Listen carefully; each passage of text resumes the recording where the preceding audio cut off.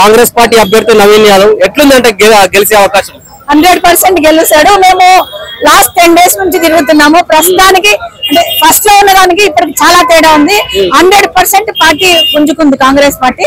అంటే తెలిసిపోయింది ప్రజలకు వాస్తవాలు ఏంది, నిజాలు ఏంది, అబద్ధాలు ఏంది అనేది ప్రతి ఒక్కరికి అర్థమైపోయింది. ఆ టిఆర్ఎస్ గానీ బీజేపీ గానీ గెలిచినా గానీ సాధించేది ఏం లేదు. డెవలప్మెంట్ అనేది గుర్తుపడుతుంది. కాంగ్రెస్ పార్టీ పథకాలన్నీ ఇంప్లిమెంట్ అవుతున్నాయి. ఒక 2-3 పథకాలు తప్ప మిగతా అన్ని ఇంప్లిమెంట్ అవుతుంది. దాన్ని పట్టుకొని ఏదో నవీన్ గుండా పథకాలు ఇంప్లిమెంట్ అవుతలేదు అని చెప్తున్నారు. అసలు మాకంటే గోపీనాథ్ అనేటోడు ఎవరు?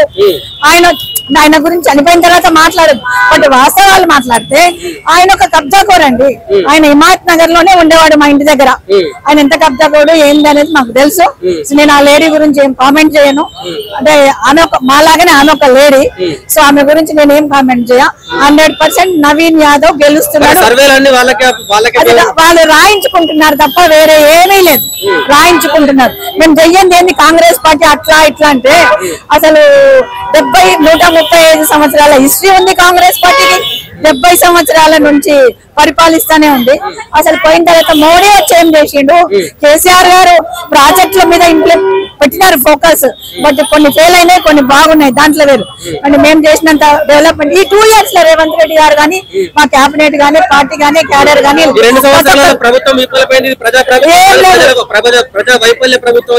అసలు ఏం మాత్రం విఫలం కాలేదు. అది మీరందరూ చెప్పుకుంటూ తిరుగుతున్నారు. టిఆర్ఎస్, కేటీఆర్, కేసీఆర్ గారు, హరీష్ రావు గారు, వాళ్ళ క్యాడర్. బట్ 100% 2 సంవత్సరాలలో ఏ ప్రభుత్వం చేయని పనులని చేస్తున్నాం. ఒకటి చిప్ప చేతికి ఇచ్చిపోయింది కదా టిఆర్ఎస్ పార్టీ. మాకు ఇచ్చింది ఏం లేదు. మా గవర్నమెంట్ లో ఫండ్ అనేది ఏం ఇవ్వకుండా ఖాళీ అప్పులన్నీ ఇచ్చిపోయింది. అప్పులు కులపడానికి, ఇంట్రెస్ట్ కట్టడానికే మా గవర్నమెంట్ పనిచేస్తామంటుంది మాకు. సో మేమందరం నోరు మూసుకొని మాకు ఏ పొజిషన్ లేకుండా మా పార్టీ నిలబడాలనే దాని మీద మేమందరం కష్టపడి పనిచేస్తా ఉన్నాము. తప్పకుండా 100% మంచి వ్యక్తి. అలాంటిది ఏం లేదు. మేము బయట తెలుసుకుంటున్నాం కదా. ఏదో ఉంటాయి చెప్పాను కదా ఈక్వేషన్. మాగంటి గోపీనాథ్ 2-3 సార్లు ఎట్లా గెలిపించినారు? ఆయన కబ్జా కోరే కదా.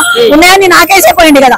సో ఏం లేదు. ఈసారి కంపల్సరీ నవీన్ యాదవ్ ఒక బీసీ బిడ్డ తప్పకుండా గెలుస్తుండు. మంచి వ్యక్తిత్వం ఉన్న పిల్లగాడు. అంటే ఇప్పుడు మీరు కూడా ఒక మహిళ, మీరు మహిళ చెప్పండి. అంటే 2000 మంది మహిళలకు, గర్భిణీ మహిళలకు ఉచిత శ్రీమంతురాలు చేసిండు, పిల్లలకు అన్న ప్రసాదాలు చేసిండు.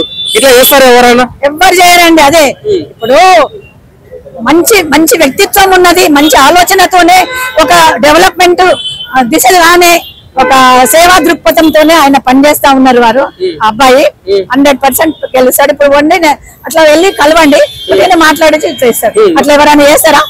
అసలు ఎంత పొగరు, ఎంత ఇగో ఉంటది అందరికి. అంత మంచి అంటే డబ్బున్న ఇంట్లో పుట్టిన పిల్లగాడు, మంచి ఎడ్యుకేటెడ్, మంచి సాఫ్ట్ నేచర్ ఉంది. అంటే కేటీఆర్ గారు ఏం చెప్తున్నారంటే కాంగ్రెస్ పార్టీ 2 సంవత్సరాలు ఏర్పడి ప్రతి ఇంటికి ఇంత బాగుంది, ఇచ్చిన హామీలు నెరవేర్చలేదని చెప్పేసి అంటున్నాడు.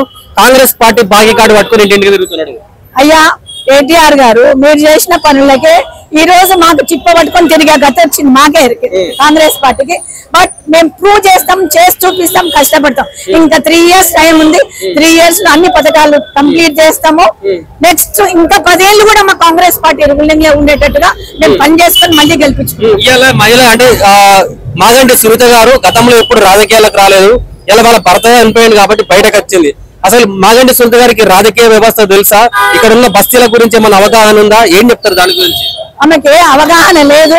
బట్ ఒక మహిళగా ఇంకొక మహిళను, కష్టాలలో ఉన్న మహిళను నేను కించపరచుకోదలుచుకోలేదు. ఆమె గురించి మాట్లాడాను. బట్ మాగంటి గోపీనాథ్ ఒక గుండా, ఒక అబ్జాకోరు బస్ అంతే. నవీన్ యాదవ్ మంచి వ్యక్తి. 100% మేము గెలిపించుకుంటున్నాం. గెలుస్తున్నాడు. మంచి సేవా దృక్పథం ఉన్న పిల్లగాడు. ఆ పిల్లగాడే ఉన్నాడు. ఆ అబ్బాయి నవీన్ యాదవ్ ఉన్నాడు కాబట్టి ఈ రోజు మా కాంగ్రెస్ పార్టీ గెలుస్తుంది. Thank you.